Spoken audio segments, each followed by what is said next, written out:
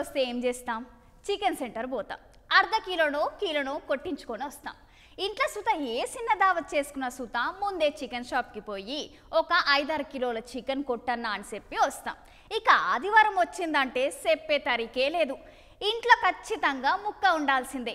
టయానికి ఇంట్లో కూరగాయలు లేకున్నా జరంతా 4 సప్పబడ్డ సుత దోస్తుగాలతో దావత్ అన్నా ఫస్ట్ మనకు గుర్తొచ్చేది చికెనే.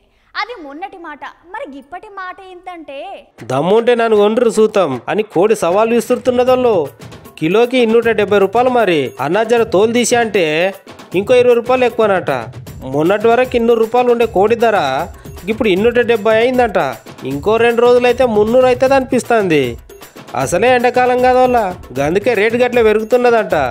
ఎండలకు కోళ్ళన్నీ చచ్చిపోతున్నాయట. గందుకే కోళ్ళ సప్లై తగ్గుతుందని డిమాండ్ మస్తు పెరిగింది అంటున్నారు. గందుకే రేట్లు సుతం మస్తు ఫిరేమవుతున్నాయట. గా కారణంతోనే కోడి ధర కొండకెక్కిందట. చికెన్ రేట్ అంత పెరుగుడుతోని ఆ పైసలతోని మస్తు కూరగాయలు వస్తాయని అంటున్నారు ఇంకొంతమంది.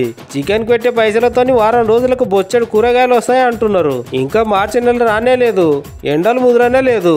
సీయ కూర గింత ఫిరేమైతే ఎట్లోల్లా? అసలే ముందు పెళ్లిళ్ళ సీజన్.